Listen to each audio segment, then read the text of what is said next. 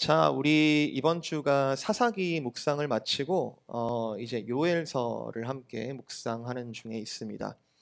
물론 이 요엘서가 오늘 스케줄로는 3장을 들어갔고 내일까지 읽으면 요엘서 묵상이 마쳐요. 굉장히 길지 않는 분량이 짧은 소선지서라 부르는 책 중에 한 책입니다. 종종 선지서 이런 선지자들의 글, 선지서를 묵상할 때 좀 어렵다라고 말씀하시는 분들을 종종 이렇게 마주해요. 그리고 질문도 많이 받고요. 근데 오늘 이 말씀이 선지서를 이해하는 데 있어서, 그리고 선지서 속에 도대체 하나님이 뭘 말씀하시고 싶은 것일까? 도대체 하나님이 어떤 마음을 보이고 싶으신 것일까라는 것을 이해하는데 조금 더 도움이 되는 그런 시간이 되었으면 좋겠습니다. 한번 잘 따라오셨으면 좋겠어요. 우리가 자주 부르는 찬양 중에 그의 생각이라는 찬양이 있어요. 아마 불러보셨을 거예요. 한번 가사 한번 띄워주실래요? 네, 많이 불러보셨죠? 하나님은 너를 만드신 분, 너를 가장 많이 알고 계신. 이게 가사가 많아가지고 헷갈려요, 부를 때마다. 하나님은 너를 만드신 분, 너를 가장 깊이 이해하신단다. 예, 이런 가사입니다. 하나님은 너를 만드셨고 지키시는 분이다. 하나님은 이런 분이다. 이렇게 소개를 하는 그런 가사죠. 뒤에 가사 보시면 후렴이 그의 생각 셀 수 없고 그의 자비 무궁하며 그의 성실은 날마다 새롭고 그의 사랑은 끝이 없단다. 이런 뭔가 이렇게 소개하는 그런 말투죠. 약간 하나님께 우리가 찬양을 하는 그런 찬양들도 있지만 이 노래는 이제 누가 누군가에게 하나님은 이런 분이야라고 이렇게 소개를 하는 이제 그런 가사로 쓰여져 있습니다. 이 곡의 제목은 이제 그의 생각이라는 제목인데 이제 가로 열고 부제가 붙어 있기를 요엘에게라는 이제 제목이 붙어 있습니다.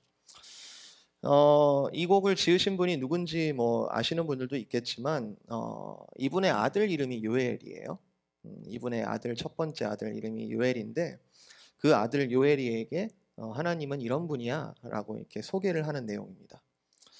전 궁금하더라고요. 아들 이름을 이제 요엘이라고 지을 때 뭐 이름이 이뻐서 지을 수도 있겠지만 성경을 읽어본 사람이라면 이제 그 해당 인물을 중심으로 하는 드러나는 그 메시지 또는 그 이름에 들어가 있는 뜻이 좀 이해를 하고 이렇게 이름을 지으셨을 텐데 왜 어떻게 아들 이름을 요엘이라 지었을까?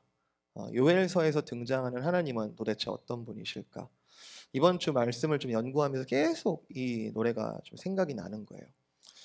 그의 생각은 셀 수 없고 도대체 무궁한 자비가 뭘까? 그리고 날마다 새로운 성실은 뭐고 끝이 없는 사랑은 도대체 뭘까? 이 요엘서를 우리가 성실하게 읽으셨다면 그리고 읽어 보신다면 이 하나님을 만날 수밖에 없다고 생각합니다. 우리가 경험할 수 있는 거의 모든 종류의 망가짐, 건강의 문제도 있겠고 경제적인 어려움도 겪기도 하고 우리 개인의 존재의 허무함을 느낄 때도 있고 그리고 관계가 파괴되는 경험들도 하고 또 불행이 끝이 없이 계속 연속되는 그런 망가짐들을 우리가 종종 그런 실존적인 문제들을 경험하는데 사실 우리가 성경에서 이런 문제들을 다 발견을 할 수 있잖아요. 성경의 많은 인물들이 그냥 니나노 하면서 막 구름을 날아다니는 듯한 그런 삶을 살았다기보다는 그런 망가짐 속에서 하나님을 만났다는 거죠. 이 성경이 말하는 것은 뭐냐 하면 네가 어떠한 상황에 있든지 어떠한 망가짐을 경험하든지 어떠한 고난 가운데 있든지 나는 너를 사랑하고 그리고 모든 종류의 그 어려움 속에서 그 한가운데든지 그 바다 끝이라든지 네가 어디에 있든지 간에 내가 너를 거기에서부터 반드시 구원하겠다라는 약속이 성경의 이야기죠. 그 구원을 경험했을 때 우리가 경험되어지는 어떤 감정은 무엇인가? 그것은 기쁨입니다. 구원 받으셨잖아요. 그죠? 우리 구원 받았잖아요.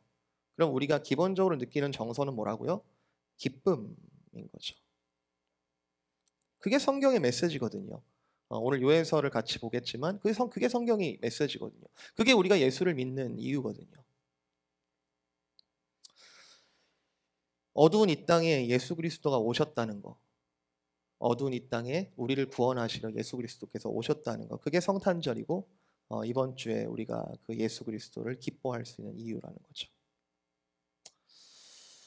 자, 요엘서는 이러한 두 가지 현실을 모두 보여주고 있습니다. 거의 모든 종류의 망가짐, 그리고 그 속에서 구원하시는 하나님. 이 두 가지의 내용을 요엘서가 모두 포함을 하고 있습니다. 아마 발견하셨을 거예요. 우리가 오늘 2장 18절부터 읽어서 그렇지 이 앞의 내용은 굉장히 어둡습니다. 요엘서를 대표하는 키워드가 뭐냐면 메뚜기인데요. 메뚜기. 여러분 그 25절에 그 메뚜기의 이름이 4개가 나오는데요. 메뚜기, 느치, 황충, 팥중이. 혹시 여기 계신 분 중에 이 4개를 구별할 수 있는 분 계십니까? 저는 이거 사전을 찾아봤는데 모르겠어요. 그림을 찾아봐도 잘 모르겠더라고요. 메뚜기랑 느치의 차이가 뭐지? 황충의 차이가 뭐지? 팥중이의 차이가 뭐지? 영어 성경을 읽으면 다 로커스트, 그냥 메뚜기예요. 근데 한국 이름으로는 이렇게 많은지 몰랐는데 2장 18절 앞부분에 나오는 어두운 현실의 대표적인 이야기가 뭐냐면 농사를 열심히 지었는데 그리고 농사를 잘 지어놨는데 어느 날 한순간 메뚜기가 날아와서 수많은 메뚜기 떼가 날아와가지고 그거를 다 쓸어 먹어버렸다는 거예요. 농사를 망쳐버린 거죠. 아주 망연자실하는 거예요. 그런 경험들 해보지 않으셨나요? 최선을 다해서 살았는데 최선을 다해서 뭔가를 가꾸고 최선을 다해서 내 온 힘을 다해가지고 뭔가에 열심히 노력을 했는데 하루아침에 허망하게 사라져버리는 것. 11절 1장 4절 한번 보세요. 1장 4절 팥중이가 남긴 것을 메뚜기가 먹어. 1차로 팥중이가 왔대요. 뭔지 모르겠어요. 메뚜기 종류인데 팥중이가 남긴 것을 메뚜기가 먹어버렸고 그 메뚜기가 다 거의 다 먹었는데 남긴 것을 느치가 먹고 느치가 남긴 것을 황충이 먹었다. 남은 것이 하나도 없다. 이런 뜻이죠. 다 쓸어 먹은 거예요. 11절 1장 11절 농부들아 너희는 부끄러워할지어다 포도원을 가꾸는 자들아 곡할지어다 애통하게 울음을 할 것이라 이는 밀과 보리 때문인데 밭의 소산이 다 없어졌다. 여러분 통장 어카운트가 어느 날 하루에 지로가 됐다고 생각해 보십시오. 이런 현실에 대한 감정은 이렇습니다. 12절 포도나무가 시들었고 무화과나무가 말랐고 석류나무, 대추나무, 사과나무와 밭의 모든 나무가 다 시들었으니 이러므로 사람의 즐거움이 말랐도다. 기쁨이 완전히 사라진 현실. 16절 1장 16절 먹을 것이 우리 눈앞에 끊어지지 아니하였느냐 기쁨과 즐거움이 우리 하나님의 성전에서 끊어져 버렸다. 이게 지금 요엘서가 앞부분에 그리고 있는 어두운 현실입니다. 먹을 것이 없어졌고 이로 인한 즐거움이 사라졌다. 말 그대로 고난이에요. 고난. 우리가 당하는 고난 중에는 물론 우리가 하나님의 백성으로서 하나님 앞에 우리가 잘못했기 때문에 어떤 피하려고 했는데 어쩌다가 보니까 잘못한 게 아니라 의도적으로 우리가 하나님 앞에 반역해서 당하는 고난이 있기는 있습니다. 성경에. 그죠? 우리가 하나님 앞에 이스라엘 백성들이 그것을 잘 보여주는데 하나님이 명령하신 것에 대해서 의도적으로 반역할 때 우리가 지금까지 사사기 읽었잖아요. 사사기 내용이 그런 거잖아요. 하나님 앞에 복종하지 않았던 그 패역한 이스라엘의 현실을 보여주잖아요.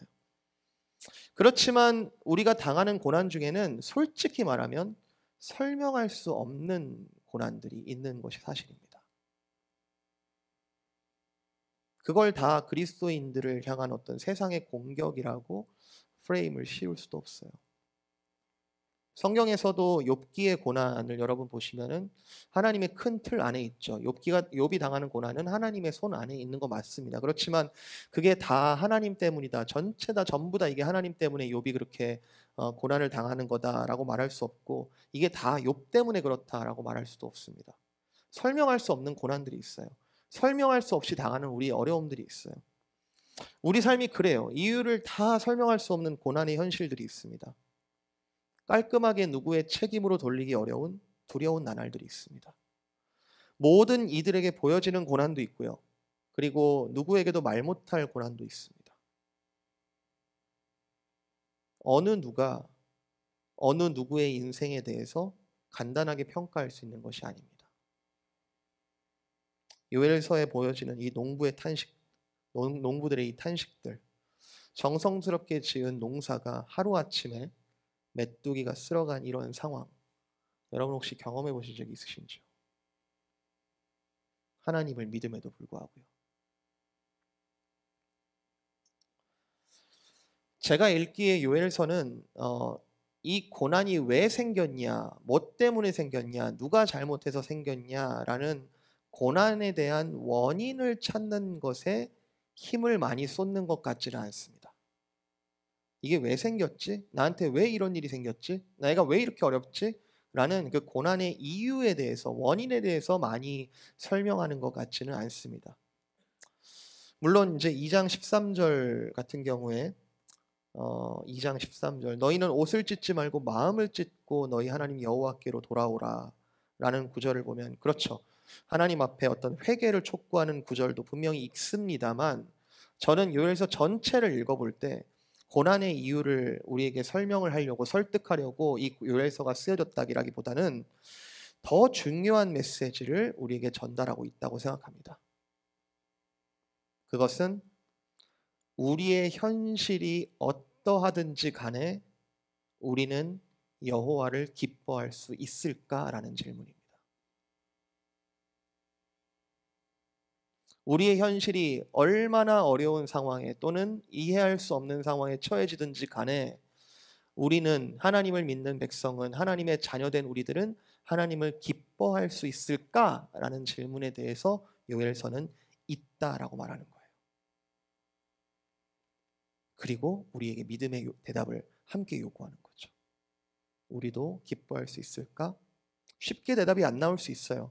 정말 쉽지 않은 고난에 대해서 누가 그렇게 쉽다고 얘기해요?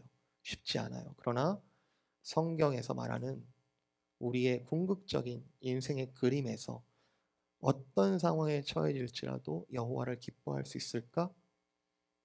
눈물을 흘릴지언정 기뻐할 수 있다라는 것을 요엘서가 말하는 것이죠. 아까 요엘에게라는 그 찬양 가운데 그런 노래를 부르고 나서 하나님은 이런 분이야. 성실이 매일 새로운 성실이 그리고 날마다 자비가 가득하신 분이야. So what? 그래서 어떡할 것인가? 아들아, 요엘아, 너는 하나님을 기뻐할 수 있어 라고 말하는 거죠.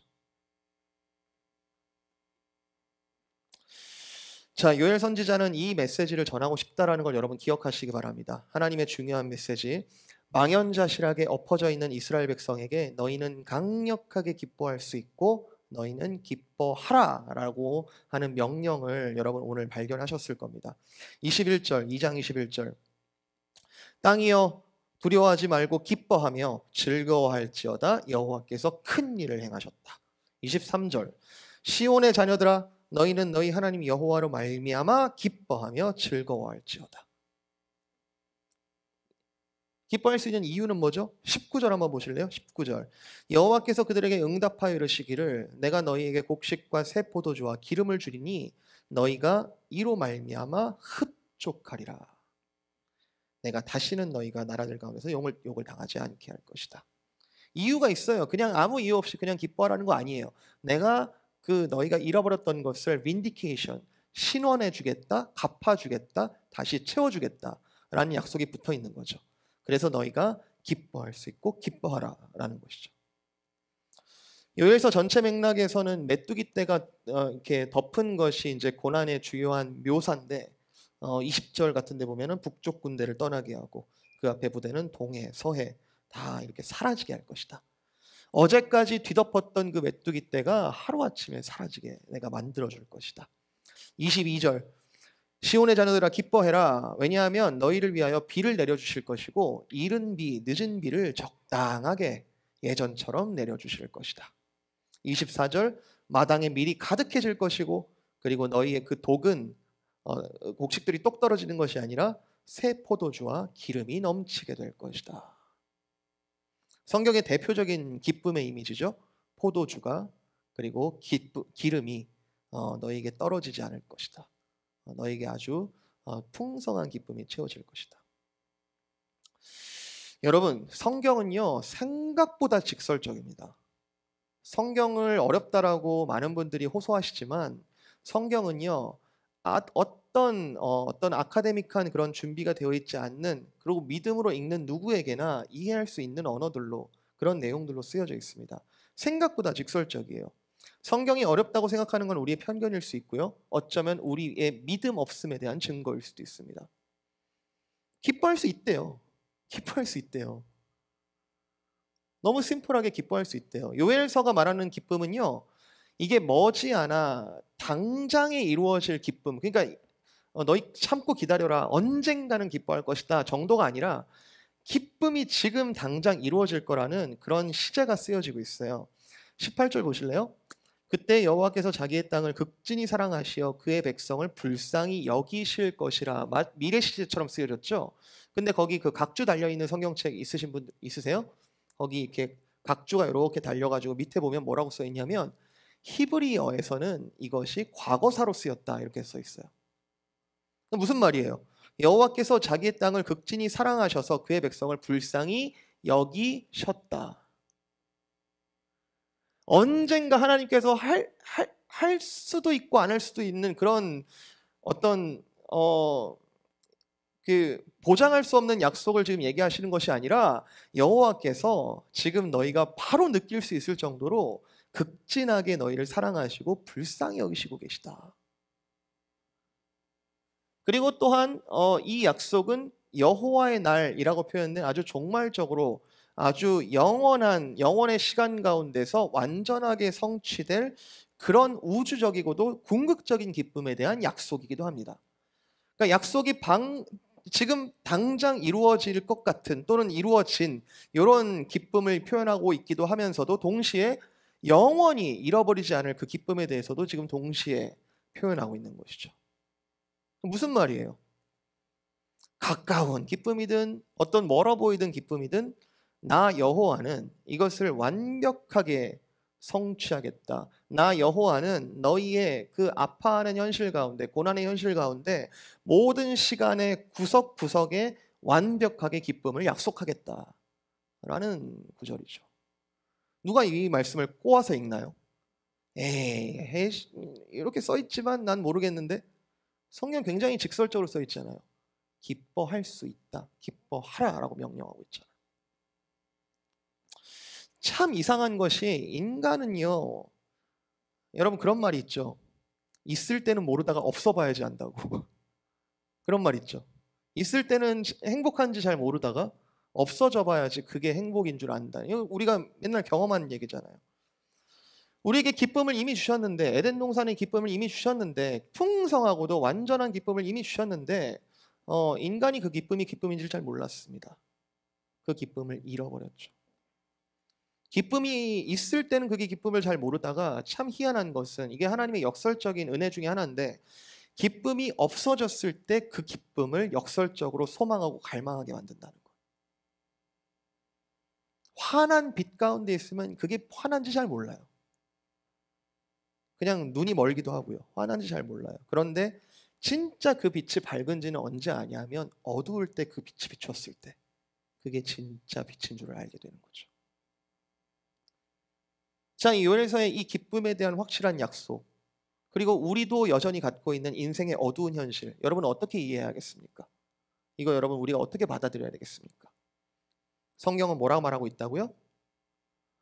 어두운 거 알지만 기쁠 수 있다라고 지금 우리에게 약속하고 계시는 거죠.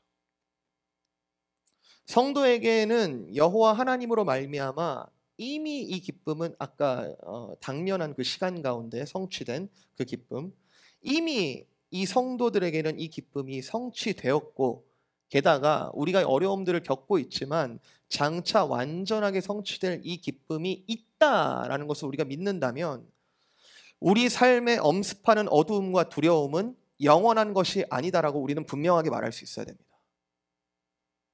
왜 그렇게 두려워하는 거죠? 왜 그렇게 영원히 이 두려움이 우리에게 떠나지 않을 것처럼 두려워하는 거죠?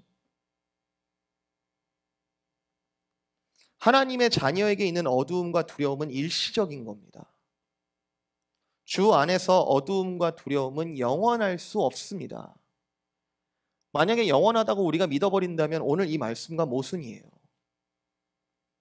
하나님이 그렇게 우리를 내버려 두실 수가 없는 분이고요. 18절 그때의 여호와께서 자기의 땅을 극진히 사랑하신다. 이 극진히 사랑한다는 표현을 지금 한국어로 이렇게 번역해서 이런데, 이 극진히 사랑한다는 표현이 원어에는 질투한다, 열정적으로 절절 끓게 사랑한다, 뭐 이런 표현이에요.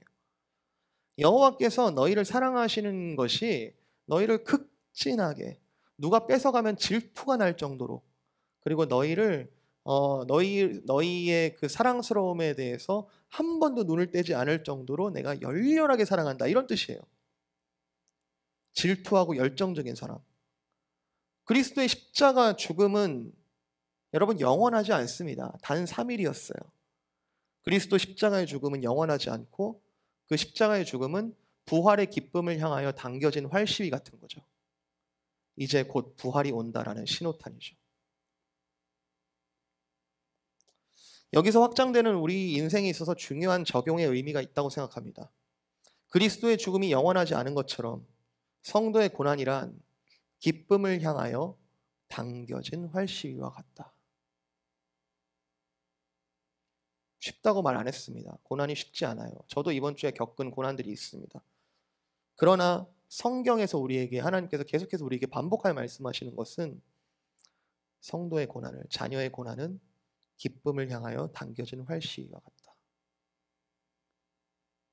그리고 이런 것을 믿었을 때 하나님의 약속은 성도들이 그 각자의 자기 자신의 인생에 대한 시각과 태도를 바꿔놓게 되는 거죠. 성도는 고난에 대해서 오히려 고난을 당할 때마다, 고난을 겪을 때마다 오히려 생명의 희망을 갖게 되는 것이죠. 여러분 그 말씀 이해되십니까? 예수님의 산상수훈 중에 너희는 고난받을 때 오히려 즐거워하라.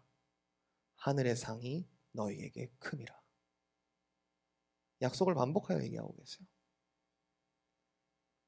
이런 약속을 믿는 성도들, 이해 안 되는 삶이죠. 세상은 이런 성도들을 이해 못합니다. 세상은 이런 약속을 믿는 성도들을 이해 못합니다. 그런데 오히려 세상이 이런 성도들을 바라보면서, 이런 우리들을 바라보면서 하나님의 복음의 메시지를 전달받는 것이죠. 왜 저들은 고난을 고난으로 받아들이지 않지? 왜 쟤네들은 힘든데 힘들지 않아 하지? 고난 너머에 뭘 믿고 있는 거지? 쟤네들은 뭘 가진 거지? 저들이 가진 믿음이 도대체 뭐지? 우리는 분명히 말할 수 있죠. 아, 이 기쁨 내가 만든 게 아니라 나는 하나님의 약속을 믿거든.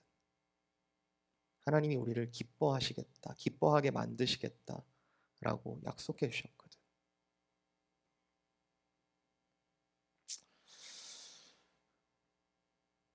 할 수만 있다면 여러분에게 세뇌가 됐으면 좋겠어요. 하나님이 우리를 기뻐하고 계시고 우리를 기뻐하게 만드실 것이라는 것이, 제가 할 수만 있다면 여러분이 세뇌가 됐으면 좋겠고 계속해서 여러분 삶에 경험하셨으면 좋겠는데, 이 기쁨의 약속이 만약에 내가 아직도 마음에 안 와닿고 잘 안 믿어진다면 믿기 어렵죠. 이거를 믿으라고 하니까 내가 믿어보려고 노력은 하겠지만 이 믿어지는 경험들이 있어야 될 거 아니에요. 하나님께서 나를 기쁘게 여겨주시고 기쁘게 만들게 하신다는 것. 오늘 우리가 읽은 본문에 보시면 요엘서에서 가장 유명한 본문들이 포함되어 있는데요.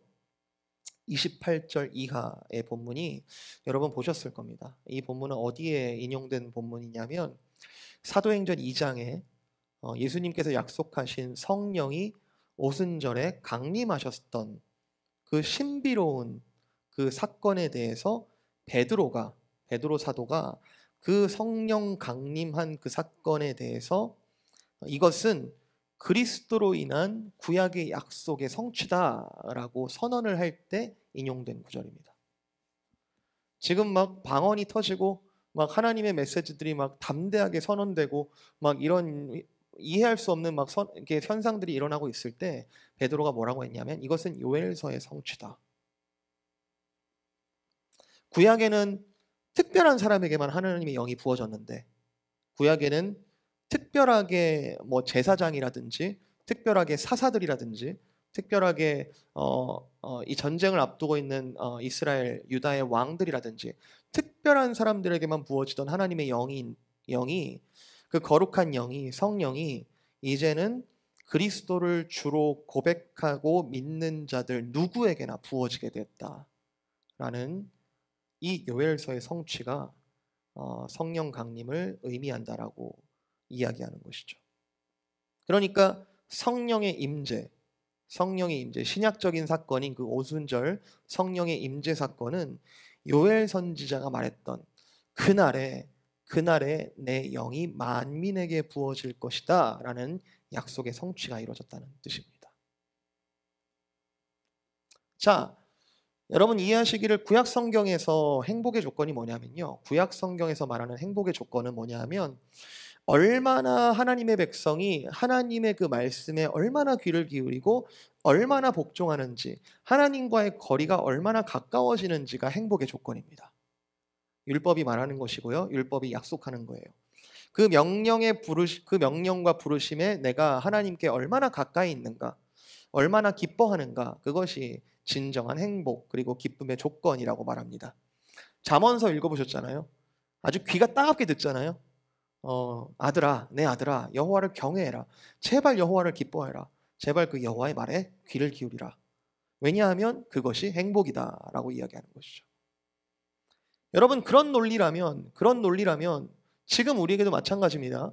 우리에게 행복이란 우리가 지금 고난 중에 있을지라도 우리가 하나님께서 약속하는 행복이란 그 조건이 뭐냐면 하나님과 얼마나 가까이 있겠냐는 거예요. 우리가 하나님과 얼마나 가까이 있겠냐는 거예요. 나아오라 했을 때 나아가는 거죠. 그런데 그 하나님과 얼마나 가까이 있느냐라는 그 거리가 행복의 조건이라면요. 하나님의 영이 임했다라는 뜻은 이건 게임 오버예요. 이건 행복에 있어서 완전 치트키예요. 그냥 조커예요. 게임 끝난 거예요. 내가 얼마나 행복하게 살아가는 게 인간으로서 얼마나 필요한데 하나님과 얼마나 가까우려고 내가 거리를 좁히려고 애를 쓰는 것 그것이 아니라 하나님께서 그 거리를 좁히셨다고요. 하나님께서 영으로 우리와 함께 하시겠다는 거죠. 그러면 얼마나 행복하게 될까요? 하나님의 영이 임한 사람은 얼마나 행복하게 될까요? 구약적인 관점으로 볼 때 하나님의 영이 임했다 그러면 얼마나 행복하게 되는 걸까요? 지금 요엘서에서 기쁨을 약속하다가 기쁨에 대한 이야기를 얘기하다가 갑자기 만민에게 영을 부어주겠다라는 약속은요. 지금 뜬금없는 내용이 아니고요. 지금 이야기하고 있는 이 기쁨의 최고의 기쁨의 그 수준을 그 최고의 선물을 주겠다는 뜻이에요. 그날이 되면 너희가 지금 믿지 못할 수 있지만 그 하나님께서 보장하시는 그 기쁨이 하나님의 영을 통해서 이루어질 것이다. 차별 없이 그때는 만민에게 이 영이 부어지겠다. 예수님이 보증하십니다. 예수님이 누가복음에 이렇게 설명하셨어요. 내가 또 너희에게 이르니 구하라 너희에게 주실 것이요 찾으라 그리하면 찾을 것이요 문을 두드리라 그리하면 너희에게 열릴 것이니 뭐냐 그 무슨 뜻이에요? 우리에게 필요한 것이 있다는 거 아니에요. 구하라 찾으라 두드리라 하면은 주겠다라고 지금 약속하시는 거잖아요. 예수님의 말씀에서도. 그런데 그 마지막 그 단락에 뭐라고 써 있냐면 너희 하늘 아버지께서 구하는 자에게 뭘 주시겠다? 성령을 주시지 아니하겠느냐. 우리는 이 말씀에 잘 감흥을 못 받아요. 구하는 거 그냥 주시면 좋겠는데. 근데 예수님 뭐라 그래요? 구하는 너희에게 솔직히 뭘 구해야 될지도 잘 모르는 너희에게 하늘 아버지께서는 너희 구할 것을 이미 아시고 성령을 주시지 아니하겠느냐. 구약에 있는 사람들은 우리와는 조금 다르게 성령을 굉장히 갈망하지 않았을까라는 생각이 듭니다. 정말 하나님의 뜻대로 특별한 사람에게만 부어지던 그 성령을 구약의 입장에서 봤을 때는 정말 바라고 갈망하지 않았을까 싶어요. 하나님과의 거리가 하나님이 좁혀주신 그 행복의 조건, 그것을 성령의 임재라고 굉장히 갈망하지 않았을까 싶어요. 근데 구약 어디에도 성령을 때로 받았다, 나이와 성별에 상관없이 받았다, 조건 없이 받았다는 기록이 없어요. 선물이 특별한 이유는 특별한 사람에게만 특별하게 주어지니까 그게 선물이 특별한 건데, 그 선물이 특별한 선물로 여기고 있다면, 우리가 지금 아무에게나 성령이 주어졌다는데 이게 지금 특별한 선물인가요? 여러분, 이 성령이 정말 특별한 선물인 거 여러분 믿어지세요? 아까 뭐라고 그랬어요? 있을 땐 잘 모르고 없을 때는 그게 소중한지 안다고. 빛이 있을 땐 그게 밝은지 모르고 어두울 때야 그 빛이 빛인 줄 안다고. 그런데 만민에게 우리 예수 그리스도로 말미암아 만민에게 성령이 부어졌다는 성취, 그리고 그 성취 속에서 우리가 살아가고 있다면, 여러분, 도대체 우리는 얼마나 기쁨의 조건이 충족된 겁니까? 믿어지세요? 안 믿어지세요? 하나님이 우리를 기쁘게 하시려고 성령을 부어주셨다는 것. 18절부터 너희를 실현해 주겠다, 너희를 기쁨을 회복시켜 주겠다라는 그런 약속이 지금 28절에 와서 폭발하는 거죠. 너희의 현실을 전복시킬 그 기쁨이 뭐냐? 그날에 여전히 기쁨이 회복되지 않는 자들에게, 그날에는 그 여호와의 날에 31절, 그 여호와의 날은 모든 사람들이 막 잔치를 하고 막 기뻐하는 그런 날이 아니고요, 심판과 구원이 확연하게 나눠지는 날입니다. 그날에 31절, 누군가에게는 해가 어두워지고 달이 핏빛같이 변하는 여전히 어두움의 현실이고 두려움의 현실이겠지만, 그러나 내가 너에게 약속하는 기쁨은 바로 이것이다. 마치 만물에 시원하게 비가 막 내리는 것처럼 너희는 그 성령의 비에 온전하게 아무 차별 없이 젖을 것이다. 나의 백성을 내가 그렇게 만들겠다. 그게 요엘서의 약속이죠. 성령을 가장 큰 기쁨으로 받은 자의 중요한 특징이 뭐냐? 그럼 우리는 성령을 받았는가? 성령을 받은 사람들의 가장 중요한 특징은 선지자적인 현상입니다. 이 뭐냐하면, 선지자적인 현상이 뭐냐하면 28절 이하에 나오는 그 현상이라는 거, 내 영을 만민에게 부어줬을 때 자녀들이 장래일을 말하고 너희 늙은이는 꿈을 꾸고 너희 젊은이는 이상을 본다. 이 뜻은 그런 신비하고 어떤 신령하고 초월적인 현상이라기보다는 하나님의 뜻과 메시지를 이제는 장애물 없이 뚜렷하게 내가 받아들이고 인식하게 된다는, 그토록 애를 써도 잘 모르겠었던 그것이 성령이 이쪽으로 침투하셔서 가능하게 된 하나님과의 전인격적인 연합을 의미합니다. 그러니까 이제 이상을 보게 되는 거예요. 하나님의 뜻을 알게 되는 거예요. 하나님의 뜻이 어디에 있는지 알게 되는 거예요. 어떻게 살아야 되는지 분명해지는 거예요. 마치 선지자가 하나님의 뜻을 예언하는 것처럼 우리도 하나님 뜻이 뭐다라고 분명하게 말할 수 있게 되는 것이죠. 모세는 자기 혼자 이스라엘을 막 그 인도하는 굉장히 큰 부담감, 그리고 굉장히 그 경무에 아마 시달렸을 텐데, 자기가 하나님과 그 소통하는 그 기쁨에 대해서 모든 사람이 누렸으면 좋겠다라고 이야기합니다. 모세가 그에게 이르되 네가 나를 두고 시기하느냐? 여호와께서 그의 영을 그의 모든 백성에게 주사 다 선지자가 되게 하시기를 원하노라. 그리고 그것을 요엘이 한 번 더 약속했고, 그것을 종말적인 예언을 이스라엘에게 선포했고, 그것은 오순절 사건, 그리고 그 이후에 우리 모두에게 성취된 사건인 것이죠.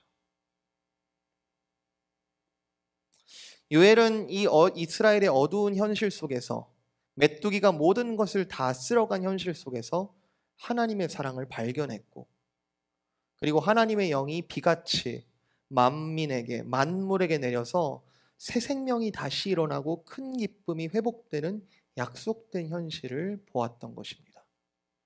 선지자로서요, 영이 임한 사람으로서요. 그럼 우리도 가능할까요? 우리의 지금 말 못할, 지금 옆 사람에게도 말 못할 나의 이 현실 속에서 그 기쁨이 있다라고 우리도 선언할 수 있을까요? 모든 선지자는 하나님의 영이 임한 사람이라는 공통점이 있는데 요엘은 자신이 경험하는 큰 종말적 기쁨을 모든 사람이 앞으로 경험할 것이다 라는 약속으로 흥분되어 있는 거죠. 그것을 본 겁니다. 그것을 믿은 거고요. 여러분, 놀라운 사실을 하나 알려드릴까요? 요엘서에서 이런 약속이 성취되는 날을 뭐라고 부르냐면요, 여호와의 날이라고 부릅니다. 이 모든 일이 일어날 날, 여호와의 날이다. 물론 종말적으로 볼 필요가 있어요. 예수님이 오심으로 1차적으로 성취되었고 또 우리가 고대하는 그날, 그날을 의미하는 단어이기도 합니다. 여호와의 날, 여호와 하나님의 날, 다른 말로 주님의 날, 주의 날, 주일, 오늘이네요. 오늘이네, 오늘. 주일. 일요일하고 같은 말 아닌가? 일요일이 주일이 된 거예요, 여러분. 그죠? 주일, the Lord's day. The day of the Lord. 여호와의 날, 그 말이 이제 주일이라는 뜻이란 말이에요.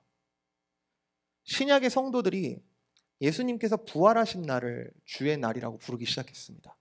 이 날을 주의 날이다. 한 주의 마지막 일곱째 날인 안식일, 그 다음 날, 한 주의 첫날에 부활을 하셨고 요일로는 그 일요일에 부활을 하셨죠. 첫날 하나님께서 하신 일이 뭡니까? 빛이 있으라. 생명이 처음으로 창조된 그날.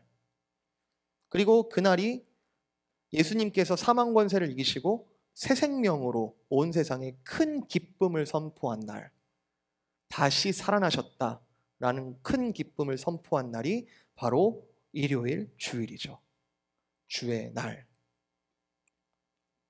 주의 날에 성도들은 모여서 기쁨으로 하나님의 그 영광을 노래했습니다. 주일은 어떤 날이냐면 예수님의 다시 사심 그리고 성도에게 주신 큰 기쁨이 성취되었다는 것을 축하하고 기뻐하고 감사해하는 그런 날이었습니다. 그리고 그 기쁨을, 그 복음을, 기쁜 소식을 세상에 전했죠. 때를 얻든지 못 얻든지 이 기쁨은 전복된 적이 없기 때문에 성도들은 항상 그 복음을 전했습니다. 시대가 어둡든지 포악하든지 교회가 환난을 당하든지 기쁨을 잃어버렸든지 성도들은 이 기쁨을 전했습니다. 우리 주님의 말씀대로 성취하신 날이다. 이 날은 우리 주님께서 성취하신 날이다. 큰 기쁨을 약속하셨고 그 기쁨을 우리에게 주신 날이다. 보라, 주님의 거룩한 영이 우리에게 만민에게 부어지지 않았는가. 그 기쁨은 이미 시작되었고 누구에게나 보장되어 있다. 사랑하는 성도 여러분, 오늘 주일은 즐거운 날입니다. 기쁨의 날이고요. 뭐 일을 하루 쉬는 날, 가족이 모이는 날, 뭐 친한 사람들 만나서 즐겁게 시간을 보내는 날, 우리가 일요일을 즐겁게 만드는 여러 가지 부수적인 요소들이 있겠지만요. 이 날은, 이 주의 날은 요엘 선지자가 꿈꾸었던 바로 그 우주적인 기쁨의 날입니다. 한 주간 넘어졌던 자들이 은혜로 다시 일어서는 날, 다시 약속을 확인하는 날, 주님과의 은혜의 관계를 다시 마음껏 누리는 날. 그래서 기쁜 날인 거죠. 성경적인 기쁨을 여러분 앞으로 계속 묵상하시면서 이 기쁨이 도대체 얼마나 깊은 것인지를 계속해서 여러분 발견하셨으면 좋겠어요. 예수님께서 우리에게 약속하시고 우리에게 주신 그 기쁨은 진짜 얕고 뭐 하루 지나면 잊어버릴 정도의 그런 기쁨이 아니고 얼마나 깊은 것인지를 계속해서 여러분 말씀 속에서 삶 속에서 경험하셨으면 좋겠습니다. 역설적으로 어두움이 깊을수록 이 기쁨이 더 크고 넓다는 거. 사랑하는 성도 여러분, 오늘 여호와로 말미암아 기뻐하십시오. 너희는 너희 하나님 여호와로 말미암아 기뻐하며 즐거워할지어다. 그리스도께서 허락하신 기쁨이 더 잘 이해되고 누려지기를 기도해 주십시오.